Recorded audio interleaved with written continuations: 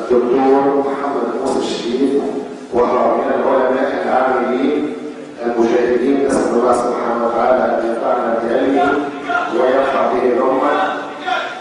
الشيخ داوود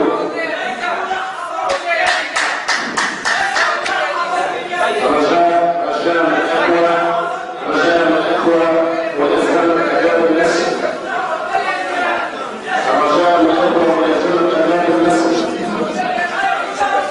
الشيخ محمد موسى الشريف من حماية كتاب الله له إجازة برواية العكس من طريق الشرعية، وهو من أحمد الماجستير والعلوم الإسلامية في الكتاب والسنة، وهو له دكتوراه في الكتاب والسنة. الشيخ محمد موسى الشريف له